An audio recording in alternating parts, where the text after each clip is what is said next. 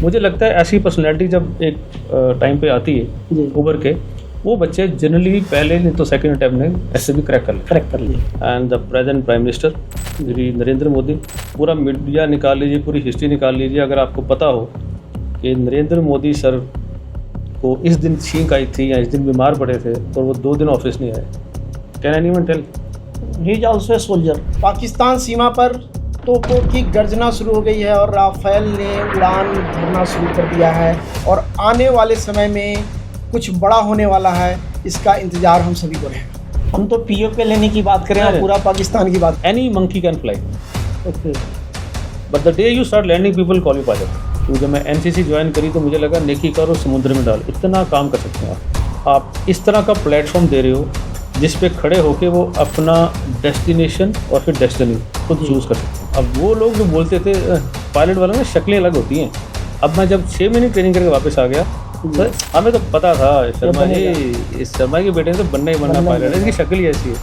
आपने एक बार कोशिश करी, उसने नहीं किया, 2 बार कोशिश करी, उसने फिर नहीं किया, 3 बार कोशिश करी, नहीं किया, सेम जॉब था, सेम टास्क, सेम सब कुछ। तो इसका मतलब है the problem is not with the task, it is with the attitude of the person. I would call it SSB as an opportunity in everybody's life. ये एक ऐसी अपॉर्चुनिटी है, जब आप अपॉर्चुनिटी अवेल करते हो, आप दूसरे को बताने की कोशिश करते हो मैं ऐसा इंसान हूँ। जी।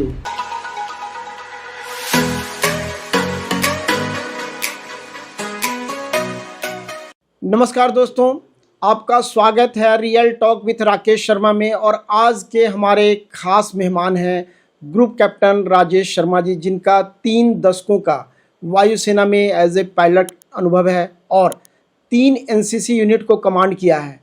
Touch the sky with glory, 5000 घंटे फ्लाइंग अनुभव के साथ, विशेषकर सियाचिन में फ्लाइंग का अनुभव है।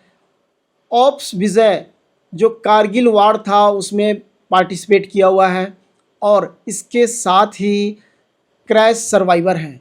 तो आज एक विशेष वायुसेना के प्रशिक्षित पायलट, उनके साथ बात करेंगे, उनके अनुभवों को जानेंगे। तो आइए मिलते हैं आज के इस खास पॉडकास्ट में ग्रुप कैप्टन राजेश शर्मा जी से।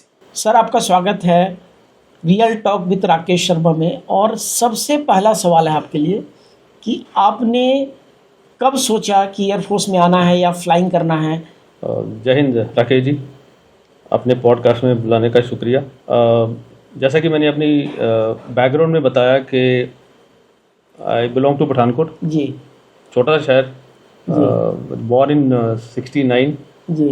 सो जब शायद 6ठी-7वीं क्लास में थे, घर की छत पे हम लोग पतंग उड़ाया करते थे। एंड अब सभी शायद श्रोताओं को, देखने वालों को पता होगा पठानकोट में एयर बेस भी है जी। Basically became famous for non famous reason actually because of the terrorist activity few years back. तो जबकि मैं बता रहा हूँ पतंग उड़ाया करते थे तो ऊपर से फाइटर्स जाया करता था अपने घर के ऊपर से जी।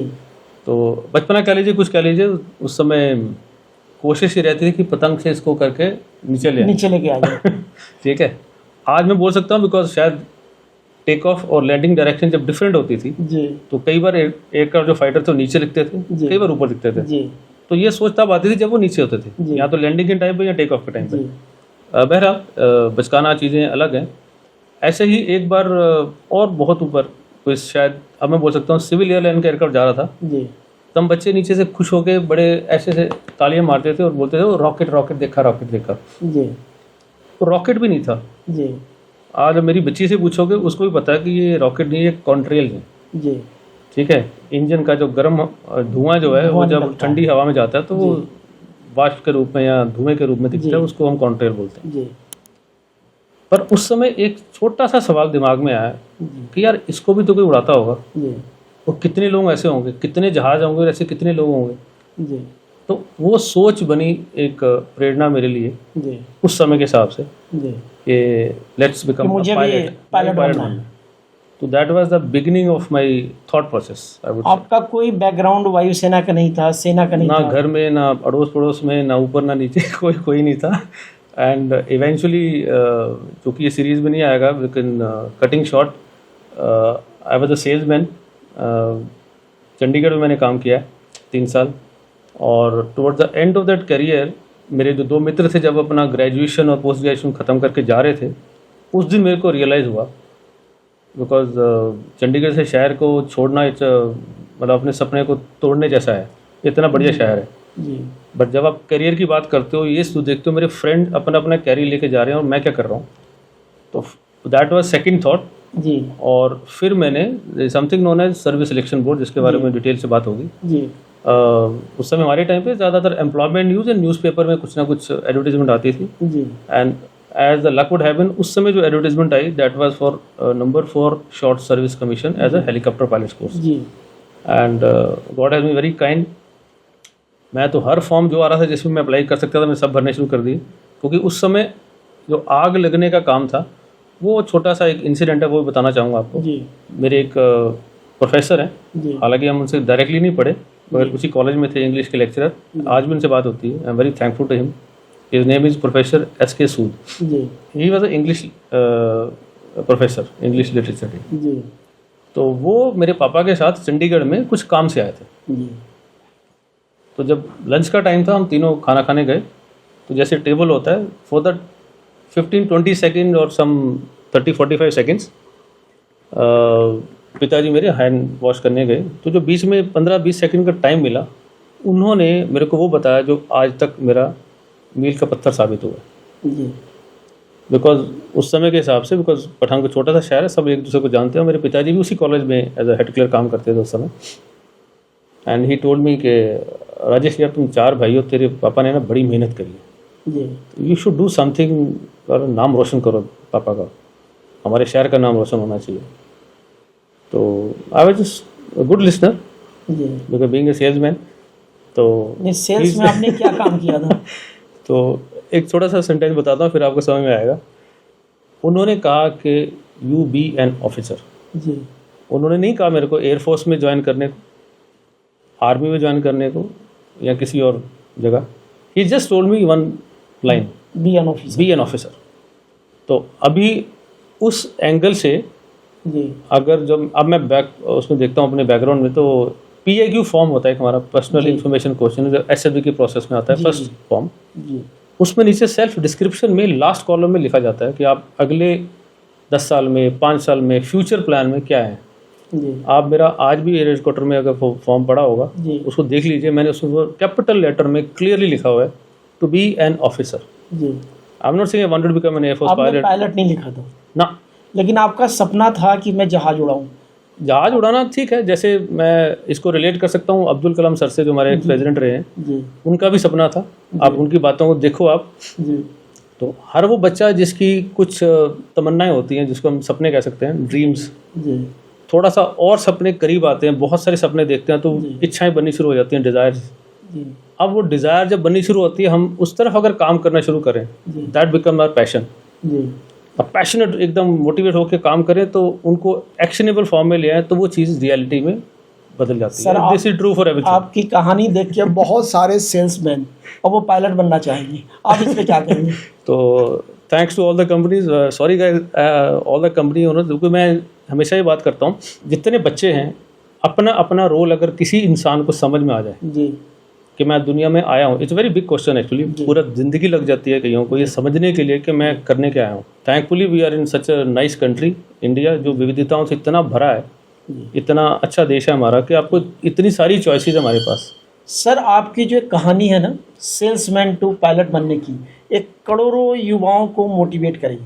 लेकिन अगला हमारा सवाल होगा, कमीशनिंग कैसे हुई, कैसे वायुसेना में आए, कैसे पायलट बने, और 5000 घंटों का शानदार अनुभव जो आपका फ्लाइंग का, ये हमारे दर्शकों के और हमारे बच्चों के लिए बहुत काम आएगा। Okay, before I start giving answer to your question, एक छोटी सी बात जो पहले सवाल से रिलेटेड है। मेरी पहली कंपनी थी सीफार्म फार्मास्यूटिकल्स। जी okay, and as a luck would have been, even after scoring about 78% 74% in my graduation, job उस समय भी ग्रेजुएशन के बेस पे कम मिलता था। जी आजकल तो शायद बिल्कुल नहीं मिलता, until unless you clear certain entrance test and all। तो आई रिमेंबर कि जब मैं इंटरव्यू के लिए गया, शायद आपको जो सुनने वालों को, देखने वालों को थोड़ा हैरानी होगी, that was the first interview of my life. Okay, pharma में जब पहली बार जॉब के लिए गया, that was my first interview. Okay and the gentleman mister Hans, I still remember his name, he asked me one question He said, "Okay, Mr. Sharma, can you speak on Mrs. Indira Gandhi for 5 minutes?" तो जो थोड़ी बहुत knowledge थी हमें हमारी प्रधानमंत्री है and all that, I start finding the words and all that, because English की नॉलेज उस समय ऐसी थी कि पहले हिंदी में सोचो, फिर उसकी इंग्लिश करो, ट्रांसलेट करो, फिर बताओ जी और फिर ये सोचो कि जो मैंने बताया वो हिंदी में सही वही बोला जो मैं हिंदी की इंग्लिश की थी कि नहीं थी। जी। तो it was quite a difficult task in that sense. तो बहुत पसीना आ रहा था, एसी चल रहा था वहाँ पे, and I could बेयरली speak for about 2.5 minutes. 5 या 6 सेंटेंस बोले तो उसी को घुमा फिरा रहा था। So he said at the end of it, okay mister Sharma, don't worry, you can come after 2-3 days। तो I again went to him. उस समय शायद उनके रीजनल मैनेजर जो बाद में मुझे हायर की पता लगी वो भी बैठे। तो कटिंग शॉर्ट, उन्होंने बोला mister Sharma, okay I had applied for Dehradun headquarter that time, okay, and he said, I am very sorry mister Sharma, we don't think you are fit for Dehradun. Okay. तो उस एक सेंटेंस से मेरा जो लेवल था वो सोचने का, जो भी एक मोटिव था मेरा, एकदम नीचे हो गया। And I was quite perturbed कि यार एक एफर्ट लगाया वो भी फेल हो गया मैं। But then looking at my face probably, he said, don't worry, we have a vacancy at Bulandshahr. Would you like to join there? Within not even a second I took, I said, yes sir. You know where Bulandshahr is? I said, no sir. तो मेरी उस समय हालत वो थी क्योंकि मुझे किसी भी हालत में वो जॉब चाहिए थी। जी। And when I got my appointment letter, it was 850 rupees monthly. किस साल की बात है? ये 88 की बात है, अगस्त। मैं ग्रेजुएशन 88 में की थी मैंने। एंड विद इन 1 मंथ, इसलिए मैं बच्चों को बोलता हूँ, जो लोग बच्चे 12th के बाद 1 साल ड्रॉप करते हैं या कुछ करने के लिए 2 साल ड्रॉप करते हैं, जी, ये मेरी उनको विनती है, ये साल या 2 साल या जो भी टाइम, ये दोबारा नहीं आएगा। जी। And I had told myself in college for some duration because I scored very less in my 12th। And मेरे पास चांस था कि मैं उस चीज़ को दोबारा करूं, जी, लेकिन अंदर का इंसान में बोलता है सेम टीचर सेम बुक्स, लेकिन फ्रेंड्स कोई और बनेंगे। जी। तो फिर मैंने अपने आप को उस दिन बोला, शर्मा जी आपकी ज़िंदगी में कभी रिवर्स गियर नहीं होगा। जी। I would like to move forward, let the life take its own course, जो भी होगा देखा जाएगा। So I ended up in having job in CFAM in Bulandshahr at 850 rupee basic. And इस कंपनी का, अब मैं बताऊंगा मैंने ये कहानी क्यों शुरू की, क्योंकि सवाल तो आपने कुछ और पूछा था।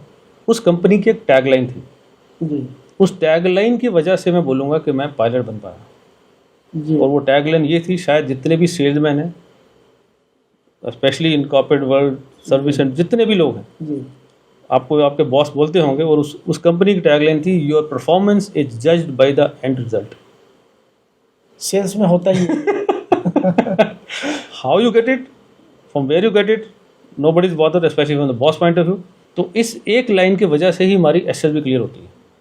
And of the day sales में ही आता है कि आपने पूरे दिन किया क्या है या मंथ में क्या किया, यही मैटर करता है। कमाया क्या, बता भाई, जितनी बातें करनी कर ली, हाथ में क्या है। पायलट के रोल में कहाँ से फिट बैठता मैं है? वही बता रहा हूँ। मेरी उस समय सैलरी थी around 6,000 plus minus 500-600। I am talking about 89 to 91 rather. और जब मैं एयरफोर्स के लिए रिकमेंड हुआ, जी, मैं एयरफोर्स एकेडमी पहुंचा, जी, आपको हैरानी होगी, जी। मेरा स्टाइपेंड था 1200 रुपया। तो मैं पैसे के लिए तो गया नहीं था, पैशन के लिए गए थे। मेरा पैशन था। जी, अब चूंकि आ गया और जब मुझे 1200 रुपये मिला जी। सो मैं कही यार वहाँ 6000 मिल रहा था, 1200 रुपये पकड़ा रहे मेरे को। और सर मैं और रोकूंगा मैं, यहाँ, हाँ प्लीज प्लीज। उस समय कैश मिलता था। मैंने मिलता था, भी बिल्कुल। 89 में एयरफोर्स ज्वाइन किया था और मेरी पहली सैलरी थी 995 रुपीज़। और उस समय 30 तारीख को जब वो कैश मिलता था ना, पे अफसर ला के नहीं, हम भी अकाउंट ऑफिसर बने हैं, हमने जी। दिए हैं सैलरी, और दिए हैं। बहुत मजा आता था। आज तो अकाउंट में आता है पता नहीं चलता, या। और कैश लेने का मजा जो अभी की जनरेशन उनको नहीं आएगा। या यू आर राइट, क्योंकि जब हाथ में कुछ पैसे आते हैं और आपकी सोच ही रहती है कि मुझे इसी सो कॉल्ड बंडल में, तब तो 1 रुपये का भी सिक्का होता था, 1 रुपये का नोट होता था, 2 के भी होते थे, जी, और कईयों की सैलरी 0.60 उसमें काउंट होती थी, वो तो देना हम होता। उतने पैसे भी देते थे उसको। And we used to disburse at least 7-8 lakh, 5 lakh, 6 lakh over a period of time to all the air warriors, now I can call that. Anyway, वो एक अलग एक्सपीरियंस था। बट योर परफॉर्मेंस इज जज बाय द एंड रिजल्ट में ये था कि भाई अब तू एयरफोर्स एकेडमी आ गया। जी, और जो मेरे बैकग्राउंड में जो घर में मोहल्ले वाले जो लोग थे मेरे, या जो जानने वाले थे, उस समय या उसके बाद से 20-25 साल हमने वो वक्त देखा है जब मिग 21 के खासकर काफ़ी क्रैशेस हुआ करते थे, वो technical reason what ever reason, very unfortunate. तो उनको था कि मैं फ्लाइंग में गया हूँ, ये लड़का वापस नहीं आएगा। तो उस बैकग्राउंड में जाके इस फ्लाइंग को सीखना, हमने कभी कार ही नहीं चलाई थी, ठीक है, बड़ी मुश्किल से स्कूटी पे हाथ बैठा था तो यहाँ पहुँच गए, क्योंकि घर परिवार के सबकी इकोनॉमिक कंडीशन के हिसाब से हमें कदम रखना पड़ता है। So I still remember my instructor air commodore retired now George Thomas sir, thanks to you sir. I was on lineup point. Lineup वो होता है जहाँ से रनवे शुरू होता है, ठीक है, जहाँ पे आप बैठ के, तो जब पहली बार उन्होंने थ्रॉटल खोली, ठीक है, और जब मैं हवा में गए तो मैं ऐसे देख रहा था, ही turn my neck toward this side कि तू देख, तू जमीन से ऊपर जा रहा है। तो मैंने देखा यूं करके, and then I started looking here only, then he again turn my this thing कि shift to your vision now, correct, it is a reality that you are flying, basically wanted to convey that कि बेटा तू flying कर रहा है। तो 3-4 सॉर्टी हो जाती है, उसके बाद हमारी थोड़ी थकाई शुरू हो जाती है as part of training. And मेरे जितने भी टेक ऑफ होते थे, ये बच्चों को बड़ा इंटरेस्टिंग लगेगा, शुरुआत में जितने मेरे टेक ऑफ होते तो एक एज पार्ट ऑफ स्नेक ही बोलते हैं उसको, सबको डर लगता है सर। डर नहीं, it is basically you tend to follow the line, correct, जो सेंटर लाइन है उसको फॉलो करते हैं हम लोग सर। तो जो चीज़ पास में होती है, जब उसको फॉलो करते हैं, स्पीड ज़्यादा है, तो फिर ऑटोमेटिकली जिगजैग। सर यहाँ मैं ऐड ऑन करूँगा, जब हम साइकिल सीखते थे तो होता क्या था कि हम रोड पे चलते हुए लगता था इस पत्थर से बचना है, तो वहीं पे हाथ कांपता था और पत्थर पे ही जाके टिकते थे। आज भी उसी पत्थर से जाएगा साइकिल का जो टायर है, जितना मर्जी बचा लो, उस गड्ढे से नहीं निकलना। ये आई don't know what is the psychology behind it, 99% cases में उसी गड्ढे के ऊपर से जाएगा टायर। तो क्या फ्लाइंग में भी ऐसा अनुभव पहली बार? बताता हूँ फिर मेरे इंस्ट्रक्टर ने इसको ठीक कैसे किया जी, हैट्स ऑफ टू हिम जी। उन्होंने मेरे को जब अगेन लाइन अप पॉइंट पे पहुंचे आफ्टर 3-4 सॉर्टीज, बिकॉज एयरफोर्स में टाइम लिमिटेड है सर जी, और ड्यूरेशन भी लिमिटेड है जी, जो ट्रेनिंग का ड्यूरेशन बता रहा हूँ। अगर आप एक स्टैंडर्ड पे नहीं आते हैं, then you have no business to be in the air, you are out from that batch, basically you are checked out. So अब चूंकि मैं 6,000 रुपये की नौकरी छोड़ के यहाँ आया था, और जो पीछे वाले लोग क्या बोल रहे थे कि छोड़ दे यार, ऐसी होती है नौकरी, 1200 रुपया क्या दे रहे हैं तेरे को, तो इतना कमा रहा था, तेरे को और भी जाना तेरे को आगे, ठीक है, अपनी मर्जी से उठता था, अपनी मर्जी से जाता था, because I was a medical representative, खुद की टेरिटरी है, राजा तुम लोग, ये कहाँ घुस के सुबह 5:30-6 बजे उठो फिर ये काम करो, 1200 रुपये। तो अब उसको मैं कैसे समझाऊँ कि मेरे को मजा किस में आता है। ओके, तो इंस्ट्रक्टर ने मेरे को बोला, राजेश तेरे को फ्लाइंग करनी है, because he could make out I am not putting that kind of effort. मैं था तो याद था परफॉर्मेंस, जज रिजल्ट, परफॉर्मेंस एंड रिजल्ट, पर परफॉर्मेंस आए कैसे, उसके लिए कुछ टेक्निकली हमें कुछ चीज़ें सीखनी पड़ती है, जो इंस्ट्रक्टर के उसी में होता है। हर प्यूपिल के हिसाब से इंस्ट्रक्टर का रोल भी अलग होता है। मैं कुछ और गलती कर रहा हूँ, मेरा बैचमेट कोई और गलती कर रहा है, तो उन्होंने मेरे को एक चीज़ दिखाई उस दिन। He said, can you look at the farthest and of the runway. Okay, तो मैंने ऐसे देखा, जहाज में बैठे हुए, अभी थ्रॉटल ओपन नहीं हुई, कहता है who is there. I said sir I can't see anybody. No no no, somebody is there. Who is there, can you see? No sir. No no no, your girlfriend is standing there, look into her eye. Okay okay, तो एक fictitious girlfriend कह लीजिए, because उस जवानी के mode में हम जो होते हैं 19-20 साल में, 21-22 साल में इंतजार कर रही थी आपका, आई डोंट नो, पर जो उन्होंने गर्लफ्रेंड बनाई वो आज तक बनी हुई है। बनी हुई है फ्लाइंग। मैं लाइन पे चलता हूँ, ठीक है, एंड शादी होगी तो थैंक्स टू माई वाइफ, वो भी मेरे को लाइन पे रखती है, ठीक है, and we have been maintaining that kind of direction in life, because some instructor, somebody has guided you to just go straight, follow the SOP, standard operating procedures.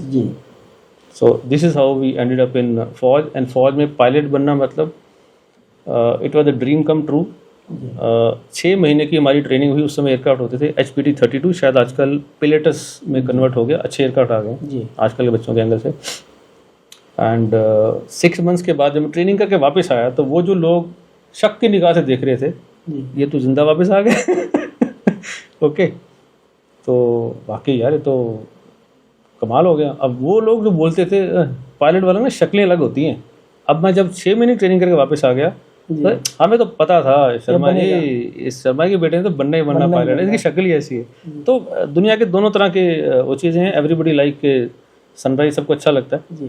Way we have brought up in the family and all that कि ज़्यादा कोई dreams अपने रहे नहीं, जो दिखे भी तो जैसे कायनात पीछे पड़ जाती है, डेस्टिनी सो कॉल्ड, कि आपको उस पोजीशन तक पहुंचाने के लिए बाकी सब फोर्सेस भी आपको सपोर्ट करनी शुरू कर देती हैं।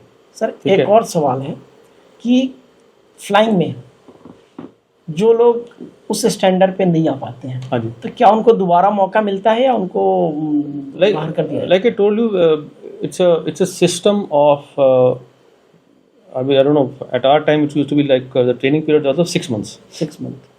6 months में पहला महीना आपको उस मशीन की जानकारी दी जाती है जो शायद आज भी चलता होगा।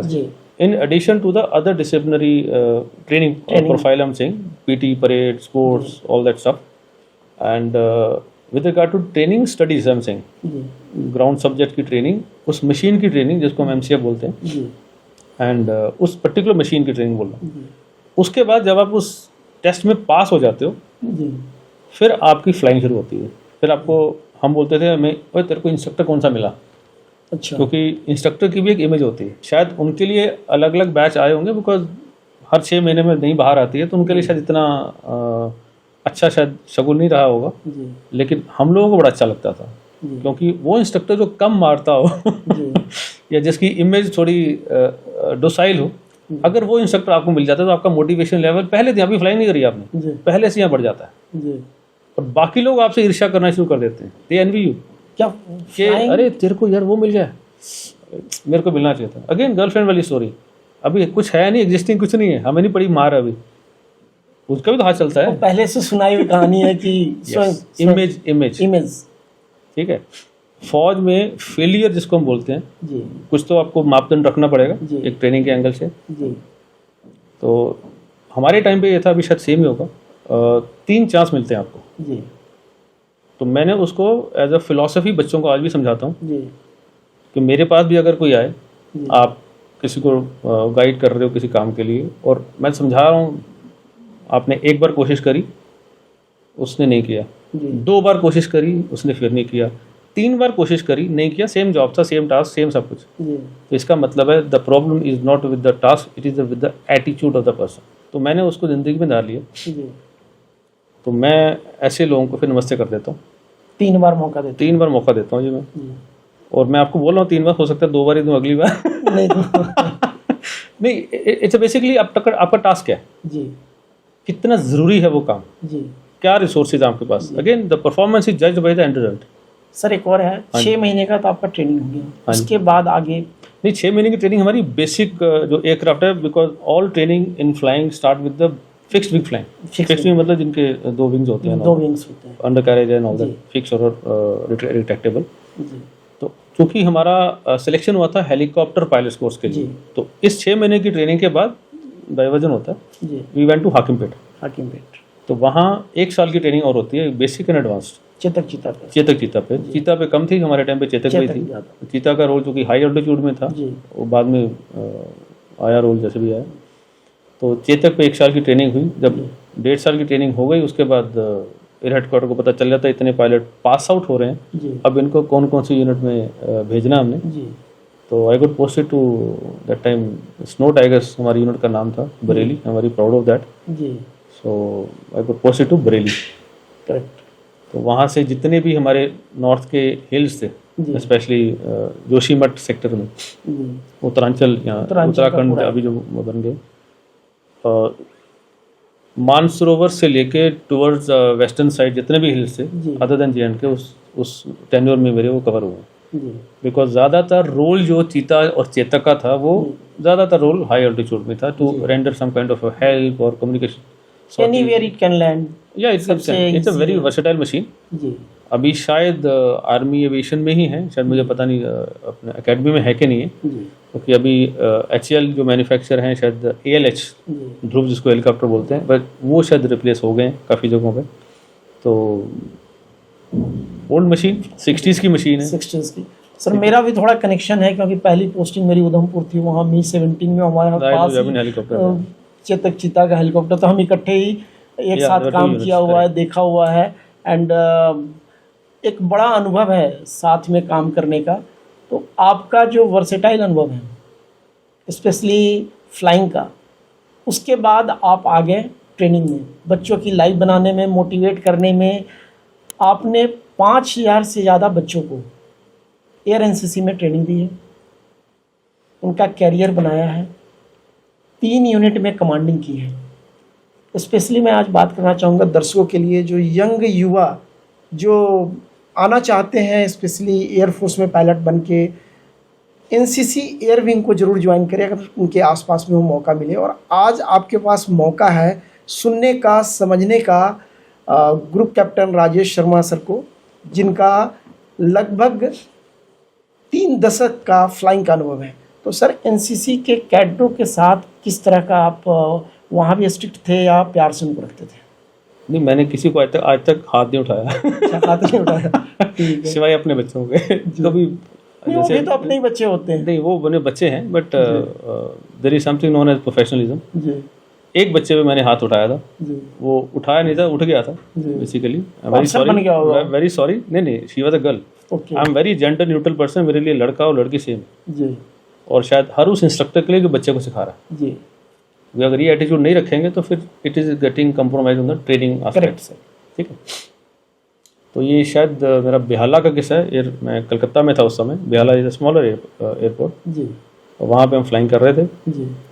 आई don't know what happened to that girl, landing से 5 या 6 फीट ऊपर, very crucial, maybe at height of this roof. Okay, she did something with the control, और वो विंग एकदम नीचे, हम गिरने वाले थे बिल्कुल जी। तो मेरे पास और कोई चारा ही नहीं था उस समय, बिकॉज इट इज नॉट कि आप ब्रेक मारोगे फिर देखोगे and all that, because you are in the air actually. Correct, she leaves the control and within next 1.5 maybe maximum 2 second I could recover the aircraft and I have to went round मतलब मैंने power खुली चला गया जी। क्योंकि उसको अगर मैं landing में कन्वर्ट करता तो नियरली कुछ ना कुछ गड़बड़ होती उस समय, चांसेस ऑफ क्रैश लैंडिंग। हाँ, तो फिर उस चक्कर में and then she started saying sorry sorry sorry sorry. तो after that it was what should I say, momentarily I was becoming so angry in that situation. So I told her it's okay यार, हो गया ना, चलो let's again do the landing and all that. तो पर बाद में मुझे पता लगा कि उस बच्चे ने शरारत इसलिए की थी क्योंकि सब बच्चों को जनरली एनसीसी में हम लोग डे वाइज जनरली एक सॉटी देते हैं। अच्छा, जो बच्चे दूर से आते हैं शायद उनको दो सॉटी, मतलब एक सर्किट पैटर्न होता है, उनको सिखाने की कोशिश करते हैं जी।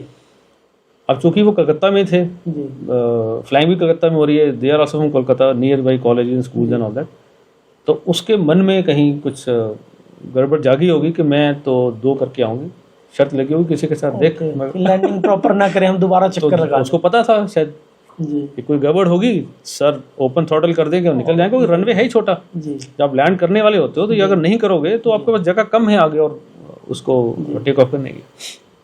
तो मुझे बाद में बहुत गुस्सा आया उस पर, पता नहीं टोल्ड है, मैं कहा बेटा जो कुछ करना है, जो भी गुस्सा आए जैसे भी है ना, हवा में फिर भी ठीक है। टेक ऑफ एंड लैंडिंग ये 2 क्रूशियल पीरियड होते हैं जब हमारी ज़्यादातर एक्सीडेंट इंसिडेंट होते हैं। आज भी फ्लाइंग करियर में टेक ऑफ एंड लैंडिंग ये 2 ऐसी सिचुएशन है जहाँ पे मैक्सिमम फोकस होता है पायलट का टू लैंड और टेक ऑफ। सर मैं आपकी प्रोफाइल देख रहा था, वहाँ पे मैंने देखा कि आपने एक शब्द कहा हुआ है कि किसी भी पायलट के लिए टेक ऑफ इम्पोर्टेंट नहीं है, कोई भी कर सकता है, लैंडिंग सबसे ज़्यादा इम्पोर्टेंट है। अगेन गुरु की बातें याद रहती हैं सर, तो हमारे टाइम में गुरुजी बोला करते थे, तो मैं वही चीज़ें आगे अपनी जनरेशन को बताने की कोशिश करता हूँ। तो you always used to say कि any monkey can fly, okay, but the day you start landing people call you pilot. दोबारा कहिए। बोलो फ्लाइंग तक कोई भी गधा कर लेगा, बोलो any monkey can fly, correct. The day you start landing people will call you are a pilot, you are the pilot, क्योंकि लैंडिंग मेन है। और कितनी कोई उठा के कर लिया और जहाज चला गया ऊपर, फिर डरते मरते कुछ ना कुछ कर लोगे आप। नहीं, कितनी स्मूथ लैंडिंग करते हैं ये ज़्यादा इम्पोर्टेंट।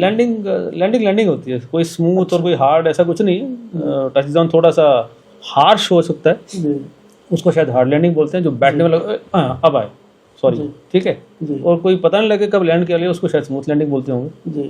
तो इट डिपेंड ऑन टेक्निक, सबकी सेम होती है, एक्सपीरियंस और सारे सबका सेम होता है, क्योंकि लैंडिंग तो लैंडिंग होती है, इसको जी बोलते जी हैं। उसको आप स्मूथ करने की कोशिश में कुछ और ना कर बैठो, जी ठीक है। उसके एक्सपीरियंस से ये सब चीज़ें आती हैं। But only thing is I always advise my youngsters to be a safe pilot, जी not a high class stalwart pilot and all that, just be safe pilot. Take off करो, अगर आप सेफ लैंडिंग आप acquire कर लेते हो then you are a good person. Being a commanding officer, क्या आपका डायरेक्ट कांटेक्ट होता था, 1-to-1 बच्चों के साथ इंटरेक्शन होता था? I always use to have such kind of contact, क्योंकि अब मैं जो कि फ्लाइंग से जब पहली बार मैं मिसाइल स्क्वाड्रन में आया जी ड्यूरिंग माई करियर, तो मेरे को बहुत बुरा लगा था। जी I actually felt very bad, because एक पायलट को जब आप कॉकपिट से उठा के बोलते हो अब तू ग्राउंड पे चला जा, जी मुझे नहीं पता बाकियों को कैसे लगता होगा, but I felt very bad. तो मिसाइल स्क्वाड्रन से निकल के जब मेरी पोस्टिंग पहली बार एनसीसी में हुई, दैट वाज अनदर पॉइंट, वो कि NCC is not looked upon very nicely, to tell you very frankly. ये थोड़ा मेरा पर्सनल मानना ये है, जितना अच्छा काम हम एनसीसी के प्लेटफॉर्म के थ्रू सोसाइटी के लिए कर रहे हैं या कर सकते हैं, स्पेशली जहाँ जहाँ Youth के लिए, सरकारें बच्चों के जो स्टेट गवर्नमेंट सपोर्ट कर रही हैं उनकी बात कर रहा हूँ, जी क्योंकि कहीं जगहों पे इशू भी हैं, वहाँ पे मैं कहता हूँ बच्चों का किस्मत बहुत अच्छी है। जितना बढ़िया ये प्लेटफॉर्म है उतना बढ़िया प्लेटफॉर्म, क्योंकि नेकी कर हम बोलते हैं कुएं में डाल। जी तो जब मैं एनसीसी ज्वाइन करी तो मुझे लगा नेकी कर और समुद्र में डाल, इतना काम कर सकते हैं आप, जी। इतना बढ़िया काम कर सकते हैं, जी क्योंकि उन बच्चों को आप इस तरह का प्लेटफॉर्म दे रहे हो जिस पे खड़े होके वो अपना डेस्टिनेशन और फिर डेस्टिनी खुद जी। चूज कर सकते हैं। एनसीसी क्या सिखाती है आपको? सेकंड लाइन ऑफ डिफेंस में अगर आपको फौज में जाना पड़े तो आपको फौज तैयार कर रही है। जी किसी भी काम में, कॉर्पोरेट वर्ल्ड में जाना हो, किसी जगह जाना हो, तो जी। Young trained motivated force ready आपके लिए, किसी भी फील्ड के लिए, ठीक है। जी। कई देशों में है, जी। अब वहाँ की सिचुएशन क्या है, वो ऐसी सिचुएशन शायद हमारे पास नहीं है, डिमांड एंड सप्लाई का मैन खेल है, पावर वहाँ कम है। जो भी रहा होगा। पर नेशन बिल्डिंग में अगर आप इस चीज़ को जोड़ दोगे जी तो शायद हमारा देश और अच्छा हो जाए। सर, अब हम बात करेंगे कि डिफेंस फोर्सेस में डिफरेंट मोड ऑफ एंट्री क्या है, और एनसीसी से जो बी और सी सर्टिफिकेट करते हैं उनको क्या फ़ायदा मिलता है? डिफरेंट मोड ऑफ एंट्री में मैं सबसे पहले बताना चाहूँगा एज। जी आप लगा के चलिए कि 16.5 साल से लेके 26 साल तक जी कोई ना कोई तरीका है डिफेंस फोर्स में एज एन ऑफिसर ज्वाइन करने का, जी as an air warrior also. But let's talk about the main, जिसके लिए हम एसएसबी के लिए बात करते हैं। जी तो 16.5 से लेके अराउंड 19.5 ईयर्स तक एक एग्ज़ाम होता है नेशनल डिफेंस एकेडमी का। जी I am very proud to say 2 साल पहले शायद ये लॉ पास हुआ था जिसमें गर्ल्स जो हैं वो भी एनडीए ज्वाइन कर सकती हैं जी 12th के बाद। जी अभी शायद सेकंड बैच चल रहा होगा उनका, if I am not wrong. तो लड़के हों या लड़कियां हों, अभी दोनों एज अ परमानेंट कमीशन। जी पर थोड़ी सी बैड न्यूज़ भी बोलूँगा इसको, as part of again demand and supply. Girls के लिए थोड़ा डिफिकल्ट है, बिकॉज अभी स्टार्ट हुआ है, जी बड़ा जोश है लड़कियों में, लेकिन क्राइटेरिया वही है। तो इतनी सारी गर्ल्स आएंगी, जी डिमांड व सप्लाई, मतलब डिमांड एक या 2 स्क्वाड्रन की लिमिटेड है। जी तो हो सकता है आपको अपना जो एक परफॉर्मेंस है वो थोड़ी सी हाई करनी पड़े, in terms of knowledge, in terms of awareness, in terms of fitness, whatever. तो एनडीए के अलावा there are different set of exam for every respective फॉज services, like CDS command defence service, इसमें तीनों के लिए जाते हैं, परमानेंट कमीशन है। एफकैट में अभी 10 ईयर्स एक्सटेंडेबल टू 14 ईयर्स का है short service commission. Short service. ये मैं इसलिए बताना चाहूँगा because as a CO air NCC में हमेशा बच्चों को बोलता हूँ कि एयर एनसीसी में के थ्रू और अदरवाइज एफकैट के through, this is the most easiest exam among all correct. By far जी डिफेंस फोर्सेस के लिए, स्पेशली इन एयरफोर्स।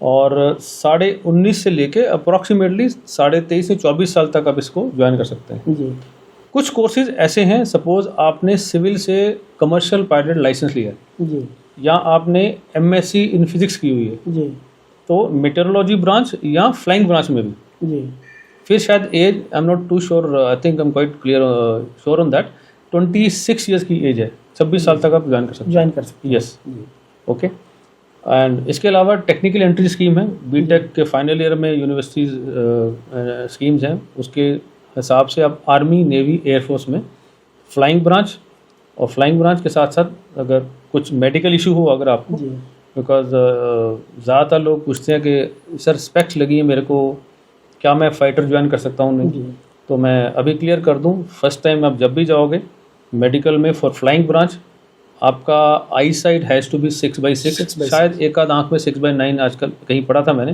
बट अभी लेके चलें कि 6/6 होना चाहिए बेयर मिनिमम, जी अदरवाइज आपका फ्लाइंग ब्रांच में नहीं होगा। जी सो दूसरा है कि सब आप you got recommended through SSB, और मेडिकल में कुछ छोटा सा इशू आ गया जी उस टाइम के लिए, जी तो ये भी मैं आपको बच्चों को बताना चाहता हूँ कि घबराने की ज़रूरत नहीं है। आपको अराउंड 42 डेज मिलते हैं, अराउंड 6 वीक्स, जी कि उस एलिमेंट से आप बाहर आ सको। टेम्प्रोरी मेडिकल अनफिट टेम्परेरी, हाँ, ये थोड़े से मोड ऑफ एंट्रीज हैं। जी और इस पे अभी मैं आता हूँ बाद में एनसीसी के ऊपर। जी एनसीसी का सबसे बड़ा एडवांटेज सर ये है, आपको सी सर्टिफिकेट, नॉट बी, जी C certificate minimum B grade में लेना पड़ेगा। बी ग्रेड में तो जिसके 75% मार्क्स हैं plus C certificate in minimum B category, B category grade B grade, जी उनके लिए डायरेक्ट एंट्री है, कोई एंट्रेंस एग्जाम नहीं है, डायरेक्ट एसएसबी होगा। डायरेक्ट एसएसबी होगा। जी और एक खास बात मैं आपको बताना चाहता हूँ, please my request to you is, please do not apply for SSB just for the sake of it. Okay ज़्यादातर बच्चों का एटीट्यूड जैसा रहता है, चलो यार एक बार करके देखते हैं, ठीक है, ये कभी मत करना, पूरी तैयारी करें। पूरी तैयारी करो, give at least one sincere effort in your life. में जितने बच्चे सुन रहे हैं, जी आप पंजाब हरियाणा के या देश के किसी कोने से हों, जी my earnest request to each and every student of this country is जी एटलीस्ट एक बार पूरी मेहनत से, शिद्दत से एसएसबी जरूर दो। फायदा क्या होगा? सर उसका फ़ायदा ये है, आई always say, even when you fail in SSB you will never fail in life. Sir मैंने भी दिया हुआ ऐसे देहरादून में। अब बताओ, राकेश जी को देख लो आप, ठीक है? पूछो किसी को, इनसे मत पूछिए, बाकी जगहों से पूछिए, is Rakesh ji a successful entrepreneur और not. I am not talking about anything. SSB अगर आप फेल भी हो जाते हो तो ज़िंदगी में इतना कुछ सीखने को मिलता है। उन 5 दिनों के लिए आपके नाम के साथ एक और नाम, 2-3 और नाम जोड़ता हूँ, जी ताकि बच्चों को थोड़ा सा हिम्मत रहे। जी और इनमें सबसे ऊपर हैं हमारे ex president Abdul Kalam sir, जी उनसे एसएसबी नहीं क्लियर हुई, जी ठीक है? राहुल द्रविड़, जी अमिताभ बच्चन, शाहरुख खान, जी। ये सारे वो नाम हैं। हम सब बच्चों को इनके नाम इसलिए बताते हैं जी कि लाइफ में बहुत कुछ है करने को। जी व्हाट आई एम सेइंग कि आप बच्चों को ये बताएं कि कोई कुछ भी हासिल कर सकता जी है, and it is not a test. इसको टेस्ट की तरह लेना is another world altogether, क्योंकि हम लोगों ने इतना ग्राइंड कर रखा है, 6ठी क्लास से लेकर 10वीं 12वीं ग्रेजुएशन बीटेक, कोई ना कोई competition exam and all that. कोई एक टेस्ट ये भी है, आप कैसे इंसान हैं। वहाँ जो 3 असेसर बैठे हैं उनको आप बताएं, जी उन्हीं के एक्शन से, उन्हीं के प्रोसेस से, जो उनका प्रोसेस है। जी तो I would call it SSB as an opportunity in everybody's life. जी ये एक ऐसी अपॉर्चुनिटी है, जब आप अपॉर्चुनिटी अवेल करते हो, जी आप दूसरे को बताने की कोशिश करते हो मैं ऐसा इंसान हूँ। जी अब आपके ऊपर है रखना नहीं रखना, जी ठीक है? यस, उसके लिए पैशन, मोटिवेशन काम करता है, because you intent getting into uniform. Correct sir. तो अगर वो पैशन उसके साथ मैच कर जाता है, you can recommend it, sir simple. आपका रोल मॉडल कौन है? मैं बोलूँगा I have learn quite a bit from our president Abdul Kalam sir ji and the present prime minister Shri Narendra Modi, क्योंकि जितने साल से हैं, पूरा मीडिया निकाल लीजिए, पूरी हिस्ट्री निकाल लीजिए, अगर आपको पता हो कि नरेंद्र मोदी सर को इस दिन छींक आई थी या इस दिन बीमार पड़े थे और वो 2 दिन ऑफिस नहीं आए, can anyone tell? He is also a soldier. He is also soldier, he is an ex NCC cadet by the way. Okay, ये आपको पता होना चाहिए। नहीं हमें नहीं पता था। आपको सबसे बड़ी चीज़ अच्छी है कि ये जो हमारा शरीर है, जो बॉडी है, मशीन है, जी जो भी काम करना है, जो भी सपने देखने, जो भी करना है, उसके लिए इस मशीन का फिट रहना बहुत ज़रूरी है। जी this you must learn from our prime minister. Correct. अगर आप हेल्दी हैं, फिट हैं, तो आप कुछ भी अचीव कर सकते हैं। सर एक और है कि कलाम साहब हाँ जी, एसएसबी क्लियर नहीं कर पाए, लेकिन उनका पायलट बनने का सपना था। जब वो राष्ट्रपति बने, सुप्रीम कमांडर बने, उन्होंने कुछ कहा था, फ्लाइंग किया था, इसके ऊपर आप ये उन्होंने मैंने उनकी एक इंटरव्यू देखी थी जी, शायद लिखा भी उन्होंने अपनी ऑटोबायोग्राफी में कि 6 या 7 भाई बहन थे, I don't correctly remember how many. तो उनमें शायद वो जूनियर उसमें थे, 5वें 6ठे नंबर पे थे जी। तो उनके गांव के ऊपर से भी एक दिन कुछ एयरक्राफ्ट जाता है। तो that was the beginning of his thought process, I want to become pilot. बहुत पढ़ाई करी, साइंटिस्ट बने, सबको मालूम है। और किसी से शायद पैसे उधार लेके गए थे एसएसबी देने एसएसबी के लिए। जी और जब SSB नहीं हुई, if I am not wrong, शायद उस कहानी में ये भी लिखा था कि शायद वो सुसाइड करने जा रहे थे। जी। तो फिर उनको कोई बाबा जी मिलते हैं और हाथ पकड़ के उनको हाथ बिठा लेते हैं जी और कुछ बातचीत होती है, देन ही कम बैक जी and now rest of the history because he became the president and as supreme commander he has the wherewithal all powers to ask for anything in our Indian Army, Navy and Air Force. But वो उस समय के chief को ये बोलते हैं, यार I want to learn flying, he didn't say I want to fly, जी he say I want to learn flying. तो शायद मेरे हिसाब से 70+ होंगे शायद उस समय, I am not too sure again the age and all. उस एज में 6 महीने या 4 महीने जो भी उनकी ट्रेनिंग हुई होगी, जी ultimately he flew Su-30 fly किया उन्होंने। Su-30 फ्लाई किया। तो वो जो सपना था उनका रामेश्वरम से चल के गाँव के छोटे से बिकम द सुप्रीम कमांडर, इससे बड़ा मोटिवेशन क्या हो सकता नहीं, है? आपने खुद भी सेल से पायलट बने, ये भी एक बड़ा मोटिवेशन बच्चों के लिए रहेगा। We are all small fry sir, we are all small fry. जिंदगी हर किसी को ना सर एक मौका देती है, जी और मैं एक नहीं बोल रहा हूँ, बहुत मौके देती है। देती है। तो अगर आप मौके को ऐसे गंवाते रहेंगे, जी रोज सपने आते हैं and we keep flushing it out, इसको कोई मतलब नहीं बनता। तो अगर कोई सपना, कोई सोच आपको बार बार तंग कर रही है, तो आप नेचर का ना उसमें इंडिकेशन समझिए, जी वो चाहती है या चाहता है कि आप इस लाइन में कुछ करो। जी। एक और सवाल है सर, जी अब आप रिटायर हो गए, जी, कभी सिविल एयरक्राफ्ट में जाते हैं तो आपका मन नहीं करता कि मैं देखूं पायलट ठीक चला रहा है नहीं चला रहा है, लैंडिंग करेगा नहीं करेगा, क्योंकि आपको ट्रेनिंग कराने का भी अनुभव है। बेसिक क्या बोलना चाहिए, साइकोमोटर स्किल इज वर्ड होता है, जिसके साइकोमोटर स्किल अच्छे होते हैं, हम समझते हैं उसमें टेक ऑफ और लैंडिंग है, उसको फ्लाइंग कराई जा सकती है। जी तो मैं जब भी जाता हूँ तो क्योंकि सपने हैं, आफ्टर ऑल थॉट प्रोसेस से चलता रहता है जी कि भगवान ना करे कुछ हो, लेकिन कुछ हमने इंग्लिश मूवी ऐसी देख रखी है पुराने ज़माने की कि आपको थोड़ी बहुत फ्लाइंग आती है और आप बैठते हो, something goes wrong in the air, जी तो फिर एयर होस्टेस घूमती आती है, पूछती है पायलट कौन है, वही किसी को फ्लाइंग करनी आती है, यार हमारा जहाज है गिरा है। तो मैं अपने को बोलता है भगवान ना करे किसी को पता रहो कि वो भी कोई डॉक्टर होता है, कोई ऐसे पायलट होता है, इट्स बेसिकली अ स्किल। जी and as the luck would have been, God has been very kind. After retirement, I'm very happy. It all depends on DGC. अगर कुछ ज़्यादा इशू नहीं हुआ, I may be getting my ATPL another 2 months from now, maybe 1.5 month. And let's see. जी कौन सा जहाज उड़ाने को मिलता हो तो ऊपर वाले पे है। एक बहुत सारे हमारे दर्शकों का सवाल है कि विंग कमांडर अभिनंदन ने MiG-21 से F-16 फाइटर को मार गिराया, ये जज्बा था, हिम्मत था, क्या था? देखिए ये थोड़ी सी पुरानी बात हो गई है, इतना कुछ है इसके ऊपर सोशल मीडिया में, and I am too novice to comment on all this, but I am quite proud of the fact, first of all he is not a wing commander, he is a group captain now, no है ना। Air commander बन गए पता नहीं पिछले 6 महीने में, अभी बोर्ड अभी आता है मार्च अप्रैल में। हाँ जी सो तो ग्रुप कैप्टन अभिनंदन, जो हमारी जो ट्रेनिंग होती है, it's a part of a training. जी आपके पास जैसा मटेरियल है, जो सोर्स है, आपको उससे टास्क कंप्लीट करना। जी And we always say this, it is the man behind machine, correct. and it's the finest example of that. I don't want to say anything on that because everything is there already in the social media, and how he did it and what all, that must be, इसके पास feedback होगा, radar की कुछ images होंगी, कैसे क्या किया, क्या manoeuvre हुए उस समय, ठीक है। And the result is yes, F-16 was shot down.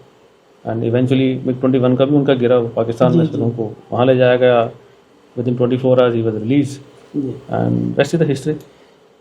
ये हमारा पॉडकास्ट शूट हो रहा है, हाँ जी, पहलगाम अटैक हो चुका है और भारत पूरी दुनिया में 4th पोजीशन में है, एयर पावर में, एयर फोर्स की अपनी कैपेबिलिटी में पाकिस्तान कहीं नहीं ठहरता।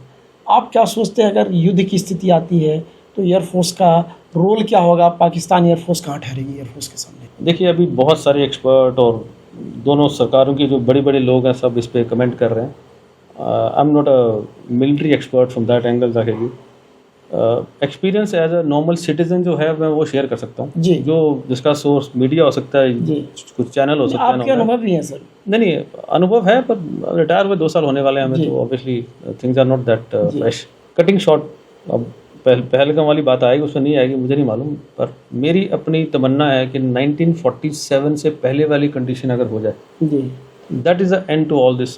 सर आपके दिल की जो इच्छा है, पूरे भारत वर्ष के एक एक व्यक्ति की इच्छा है कि अगेन 1947 से पहले वाला भारत बने, लेकिन ये संभव कैसे हुआ? ये इच्छा है। इच्छा पूछी तो मैंने अपनी इच्छा बता दी। गर्व की बात है क्योंकि हमारे इसमें काफ़ी ऐसे लोग हैं, काफ़ी ऐसे फैमिलीज अभी देख रही होंगी जिनके परिवार शायद पाकिस्तान से आए थे, वो वहाँ पे कई ऐसे परिवार है जो यहाँ से गए। जी। अगर आपको मालूम हो, जर्मनी में भी इसी तरह का केस था, ईस्ट जर्मनी और वेस्ट जर्मनी का। जी। तो लोगों ने ही उसका सोल्यूशन निकाला। आज जर्मनी फलस्वरूप इतना फल फूल रहा है। जी। तो अगर कहीं और हो सकता है तो हम लोग क्यों नहीं ये काम कर सकते? ठीक है, इसके लिए मैं कोशिश यही कर सकता हूँ कि लोगों में इतनी समझ जागे, कोई तो उस तरफ आए और कोई इस तरफ भी रहें, जिनका आपस में परस्पर विश्वास बना रहे, सो दैट जो मैं 47 के पहले की बात कर रहा हूँ, basically it's not a boundary, there should not be any boundary. Correct. दिलों की बाउंड्री जब निकल जाएंगी तो ये बाउंड्री कुछ कर नहीं पाएगी। लेकिन जो उम्मीद दिख रही है कि पाकिस्तान के 3-4 टुकड़े हो जाएंगे, तो आप जोड़ने की बात कर रहे हैं, वहाँ टूटने की बात हो रही है। देखते हैं कि अगले 10-15 दिनों में क्या होने वाला है, क्योंकि पाकिस्तान सीमा पर तोपों की गर्जना शुरू हो गई है और राफेल ने उड़ान भरना शुरू कर दिया है, और आने वाले समय में कुछ बड़ा होने वाला है। इसका इंतजार हम सभी को रहेगा। हम तो पीओके लेने की बात करें, आप पूरा पाकिस्तान की बात करें। मैं किसी लेने की बात नहीं कर रहा हूँ। पॉसिबली देयर आर 3 अथॉरिटीज़ जो मैं मीडिया के एंगल से हमें जो नॉलेज मिली है जी, या हमने जो पढ़ा अभी तक जी। एक है वहाँ की जनता जिसका कोई कसूर नहीं, जैसे हम लोग हैं वहाँ पे, ऐसे अच्छे लोग वहाँ पे भी, जी। रहन सहन, भाषा, खान पान, मौज मस्ती वहाँ पे भी, यहाँ पे भी, नथिंग अगेंस्ट। दूसरी है सिविलियन गवर्नमेंट, जो यहाँ पे भी है वहाँ पे भी, defence forces, specially so called army, जिनके शायद अभी वहाँ पे चीफ मुनीर हैं। ओके, मोहम्मद मुनीर बोलते हैं उनको, जनरल नहीं बोलते, जो भी है उनका नाम। ठीक है। सो यहाँ की और वहाँ की गवर्नमेंट में ज़मीन आसमान का फ़र्क ये है कि यहाँ की जो फोर्सेस हैं, we follow instruction from the civilian government. Correct sir. Pakistani फौज इंस्ट्रक्शन देती है। अब आप उसको आर्मी प्लस ISI बोल दो या ISI माइनस आर्मी बोल दीजिए, मोर और less they are same thing. And ये अटैक जो हुआ है वेरी अनफॉर्चुनेट। सबको लगता है कि पूरे हिंदुस्तान की वैसे बोल रहे नहीं, भारत का करारा जवाब क्या होना चाहिए जानना चाहते हैं। War should be the last resort. जब आपकी अपनी पे बात आ जाए, या तो मैं मरूंगा या सामने वाला, तो इसी बात के लिए हमने यूनिफॉर्म धारण की है कि दुश्मन को मारो, बिकॉज देश के रिसोर्सेज का, देश के लोगों का नुकसान हुआ। सर एक और सवाल है कि उनके पूर्व जनरल बाजवा का कहना है कि उनके पास 7 दिन का ऑयल रिजर्व है फाइट करने के लिए। कहाँ से फाइट कर पाएंगे? कैपेबिलिटी एयरफोर्स की उनकी बहुत पुराने एयरक्राफ्ट है, मॉडर्नाइजेशन हो नहीं रहा है, अमेरिका उनको सपोर्ट दे नहीं रहा है, और चाइनीज़ जो जहाज़ है, आपको पता है चाइनीज़ खिलौने कहाँ खड़े होंगे, उनका भरोसा नहीं है कब हवा में उड़ जाए। तो इसके बल पे वो इंडियन एयरफोर्स को अगर सोचे कि, मेरा पर्सनल ओपिनियन है,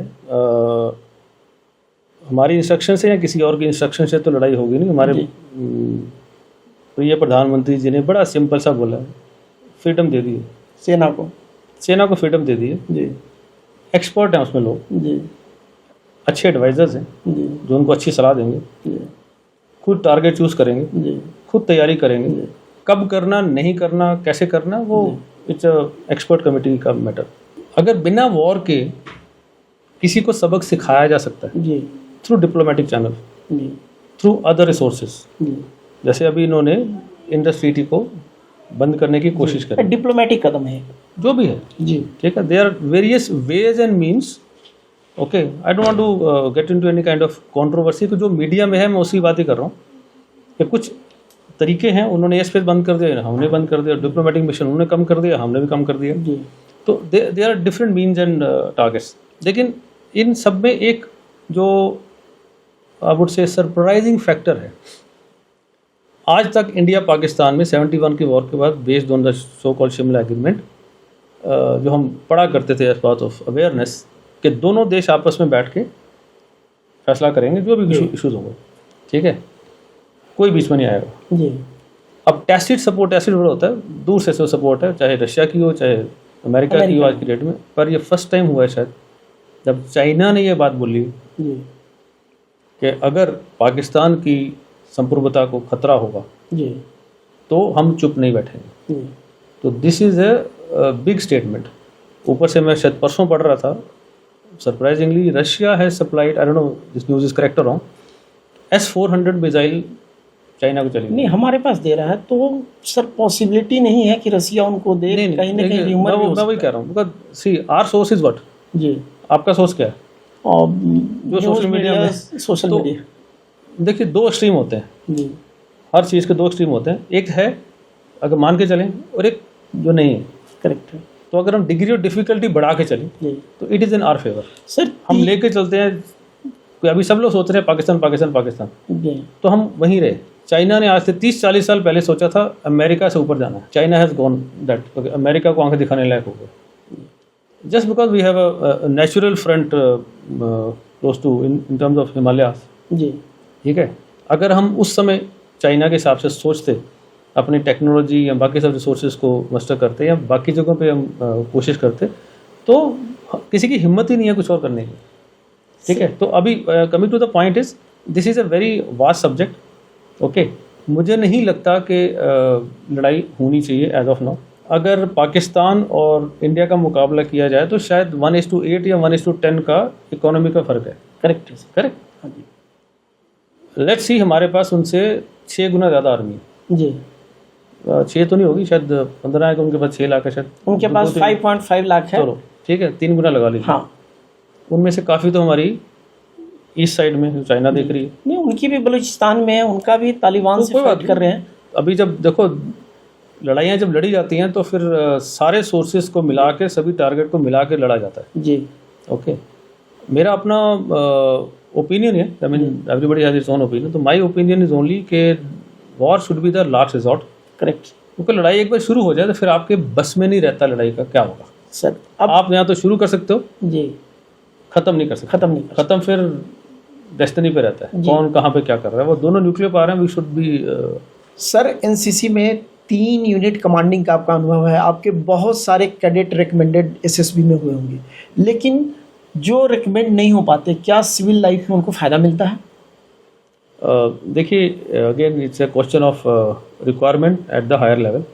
जितनी हमारी वैकेंसीज हैं जी उसके हिसाब से ही सिलेक्शन प्रोसीजर फॉलो होता है। जी that is I always say, even when you fail in SSB you will never fail in life. जिस बच्चे ने मेहनत करके एसएसबी का पूरा 5 दिन का प्रोसेस कंप्लीट किया हो, जी और कोई ऐसे बच्चे हैं वेरी अनफॉर्चुनेट कि वो रिकमेंड भी हो जाते हैं, मेडिकल में रह जाते हैं। जी, कई लोग सब कुछ हो जाता है, वो बेचारे मेरिट में रह मेरिट जाते में हैं। रह जाते हैं। ठीक है, तो ऐसे अनफॉर्चुनेट लोग भी हैं।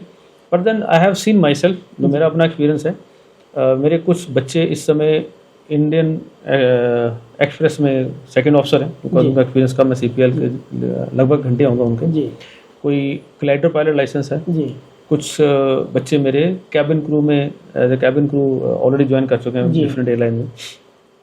कुछ बच्चे सुपरवाइज़र हैं, जो जियोलॉजिकल सर्वे ऑफ इंडिया में ऑफिसर हैं। जी कुछ बच्चे एडवोकेट हैं। जी ठीक है, डिफरेंट स्ट्रीम्स हैं। इसका मतलब ये नहीं है, देखिए फौज आपको एक अपॉर्चुनिटी ज़रूर देती है। मैं हमेशा मानता हूँ, आज पहले भी बोल चुका, उसको रिपीट करने की कोशिश करूँगा, कि आपको एक बार अपने आप को मौका देना चाहिए कि देश सेवा में आने का एक मौका दीजिए। ऐसे भी तो करो कम से कम। जी होते रिकमेंड तभी छोड़ देना, मैं कहता हूँ। जी आप रिकमेंड हो जाइए, जी उसके बाद बोलिए सॉरी, शर्मा सर ने बोला था रिकमेंड हो जाओ, जी मत ज्वाइन करो, मत ज्वाइन करो। But I am telling you, your persona to look forward to the kind of life that you looking forward to will change. Correct, the whole perspective will change. जिस company में जाओगे वो company, आप, मैं ये fact बता रहा हूँ सर आपको, आपके रिज्यूमे में अगर आपने ये लिखा हो जी SSB रिकमेंडेड, जी वो सिर्फ 2 सवाल पूछेंगे, tell me about yourself, your family background, and in spite of getting recommended to SSB, why didn't you join? And they will that and then they will recommend you, they will select you. Thank you sir. Okay sir एक बड़ा सवाल आपसे है कि SSB में recommendation बहुत कम होता है, कई बार पूरा बैच ही वॉश आउट हो जाता है, तो इतना कम सिलेक्शन क्यों होता है और कोई रीज़न क्यों नहीं बताते? मैं इस सवाल को थोड़ा अलग ढंग से लेके आपको आंसर देने की कोशिश करूँगा, क्योंकि ये तो मेरे को भी नहीं मालूम कि आज तक हमें नहीं पता कि सिलेक्शन क्यों हुआ, तो मैं ये भी नहीं बता सकता कि सिलेक्शन क्यों नहीं हुआ। जी ठीक है, हाँ ये मैं बता सकता हूँ कि जो बच्चा सिंसियरली अपना रूटीन फॉलो करता हो, जी 5, 5:30, 6 बजे जो भी अर्ली मॉर्निंग है, और एक एक्सरसाइज रूटीन उसने शुरू से रखा हो, जी बिहेवियर पैटर्न उसका अपने घर वालों के साथ, आस पड़ोस में जो लोग हैं उनके साथ, जी बाहर सोसाइटी में उनके साथ अच्छा व्यवहार हो, जी लैंग्वेज पोर्शन में नॉर्मल नेटिव लैंग्वेज हो, हिंदी और इंग्लिश, जो चैनल देखता हो, जो न्यूज़ देखता हो, अवेयरनेस फॉलो करे, जी बेसिक ड्रेसिंग सेंस हो, बात करने की जिसको बोलते हैं तमीज़ हो, जी ठीक है, और कुछ स्पोर्टिंग एक्टिविटी करे, कॉलेज लाइफ में, स्कूल लाइफ में जस्ट पार्टिसिपेट करे। जी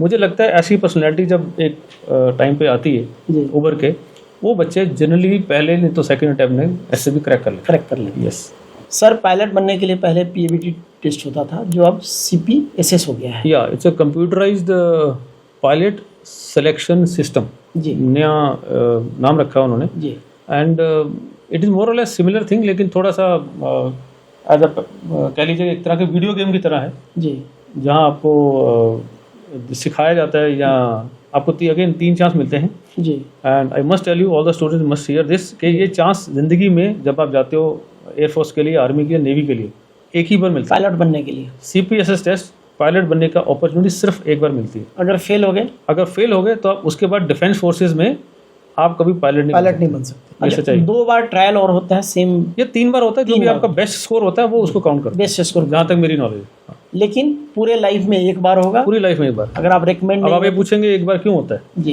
क्योंकि हमारी एक ही लाइफ है। It's like an emergency in the air, जी if you survive it depends on आपकी ट्रेनिंग कैसे हुई है, जी ठीक है ना, क्योंकि अब है ही नहीं तो ये दोबारा नहीं हुआ, दोबारा एक चांस और लेता हूँ। जी यू गॉट ऑल एयर में चांस दोबारा नहीं ले सकते। यस। पायलट बनने के लिए जो बेसिक रिक्वायरमेंट CPSS के लिए this is basically based on psychomotor skills and all that, थोड़ा लॉजिकल हो इंसान, और बेसिक अगर उसमें कॉमन सेंस हो, ये टेस्ट कोई भी पास कर लेगा। यंग बच्चों को क्या ध्यान रखना चाहिए जब टेस्ट के लिए जा रहे हैं तो? देखिए यंग बच्चे, कई बच्चे होते हैं जो स्कूल में कुछ समझ नहीं आया तो वो चुप रहते हैं।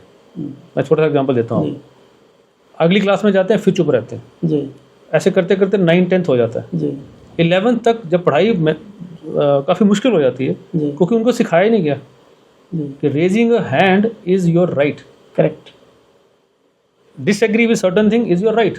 करेक्ट और कई ऐसे टीचर हैं जो इस चीज़ को बढ़ावा देते हैं, और कई ऐसे टीचर जो दबाते हैं, जी तो उससे आपकी पर्सनैलिटी जो दब जाती उभरनी चाहिए वो नहीं उभर पाती। नहीं बोल पाते। तो this is the लकूना I would से possibly in most of the schools, जो इस चीज़ को बढ़ावा देते हैं, बच्चों को अपॉर्चुनिटी देते हैं स्टेज पे आने की, वो अच्छे स्कूल माने जाते हैं, बिकॉज उसमें बच्चे का जो एक पर्सनैलिटी है सबके सामने आती है, मैं ये भी कर सकता हूँ, मैं डांस भी कर सकता हूँ, मैं डेक्लेमेशन में जा सकता हूँ। तो ऐसे बच्चे जो हैं वो, उनकी जो पर्सनैलिटी जब बाहर आएगी, जी उनको किसी चीज़ का डर नहीं रहेगा। तो फियर ऑफ फेलियर जी जो है NCC के माध्यम से हम बच्चों को सिखाते हैं। सिखाते हैं। इसलिए आपने आपकी वाली बात कि अगर नहीं भी रिकमेंड हुआ जी तो बच्चा फेल नहीं होगा कभी। सर, इवन एनसीसी में आप लोग बेसिक, अगर घर में आग लग जाए क्या करना चाहिए? सारी देखिए चीजें? ये that's I am saying it's a part of training I would से। हम इनके जो बच्चों के कैंप करते हैं जी उसमें फायर टीम आती है, जी CPR वाले लोग आते हैं जो डॉक्टर हैं हमारे, जो फर्स्ट एड वाले हैं जो हॉस्पिटल से आते हैं, जी जो ब्लड डोनेशन से लेके CPR कैसे दी जाती है और किसको दी जाती है, जी।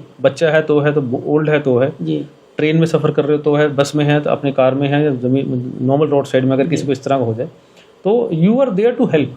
जी ठीक है, घर में सिलेंडर में अगर आग लग जाए, जी ठीक है, ज़्यादातर लोग में बिकॉज ऑफ शॉक जी वो कुछ कर नहीं पाते, कोई और पकड़ के बाहर लेके जाता है। जी। इफ़ यू हैव सीन, हमारे बच्चे 8वीं 9वीं क्लास के बच्चों को हम ये ट्रेन करते हैं, अगर बाई चांस इस तरह की चीज़ हो जाए तो घबराना नहीं है। आप बच्चा एक फिंगर से, बिकॉज उसको बता रखा है कि ऑक्सीजन सप्लाई बंद करनी है, जी अब गीला कपड़ा लो फट से एक झटके में बांध दो, उससे हो जाएगी, और एक हाथ रखने ऐसे बंद, गैस बंद हो जाएगी। गैस बंद होगी उसके बाद आप बाकी जो भी प्रिकॉशन है कर लो। सर। ज़्यादा लग रहा है, नहीं हो पा रहा, उठा के सिलेंडर बाहर कैसे फेंकना वो भी हो सकता है। जी गैस की बदबू आ रही है और घर में कोई इलेक्ट्रिकल कनेक्शन आप ऑन करने लगते हो, जी। जैसे आपने काफ़ी मूवी में देखी होंगी ये सब चीज़ें, जी तो ये सब अवेयरनेस है। जी इसमें बेसिकली फोकस के ऊपर मैं ध्यान दूंगा, जो बच्चे फोकस्ड हैं लाइफ पे थोड़े से, बिकॉज यूनिटी और डिसिप्लिन हमारा मोटो रहता है एनसीसी में, उसको हम फॉलो करते करते ऐसे सिखाते हैं, so that they stay at least in themselves. उनको मालूम है रोल क्या है, जी टीम की तरह कैसे काम करना है। जैसे स्पोर्ट्स में है, वॉलीबॉल, फुटबॉल, हॉकी, जो भी टीम गेम है जिसको 5-6 लोग से ज़्यादा खेलते हैं, हम बच्चों को मोटिवेट करते हैं इसमें खेलिए, जी क्योंकि आपने बूस्ट किया, किसी ने स्मैश मारा, रोल पॉइंट्स उसको मिले होंगे, जी और उसको मालूम है मेरी टीम जीतेगी। जी this is what is required right now in India. जी कैसी भी कंडीशन हो, हमें एक दूसरे का साथ देना चाहिए जी to make our country prosper. Sir, आपके माध्यम से मैं दर्शकों को बता दूं कि खुद भी मैं एनसीसी का स्टूडेंट रहा हूं, आर्मी विंग में। मुझे एयरफोर्स विंग में मौका नहीं मिला, हमारे कॉलेज में था नहीं, और उससे जीवन में बहुत कुछ सीखने को मिला।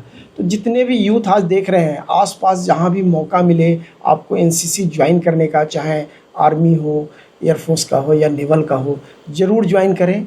आपको बहुत सारी लाइफ के डिफ़िकल्टी को समझने, लाइफ पाथ में, और सबसे बड़ी बात है डिसिप्लिन आप हो जाएंगे, फिजिकली फिट हो जाएंगे। और जैसा सर ने बताया है, इसका फ़ायदा हम जरूर उठाएं और ज्वाइन करें। सर आपका बहुत धन्यवाद, आभार। थैंक यू वेरी मच, आपने समय निकाला, making this part of the opportunity. Sir जय हिंद, जय भारत। Thank you sir. तो आज का एक खास podcast group captain Rajesh Sharma ji के साथ था, जिनसे हमने उनके 3 दशकों के अनुभव को आप तक पहुंचाया। इनसे जुड़े कोई भी सवाल हो आप हमारे कमेंट बॉक्स में डालें, हम कोशिश करेंगे कि डायरेक्ट राजेश शर्मा जी से आपका रूबरू कराएं। और इसी तरह के न्यू अपडेट देखने के लिए हम हमारे चैनल को लाइक करें, सब्सक्राइब करें और उन बच्चों तक ज़रूर शेयर करें जो एसएसबी देना चाहते हैं या एनसीसी ज्वाइन करना चाहते हैं। तो एक बार पुनः आपका बहुत धन्यवाद और आभार। जय हिंद, जय भारत।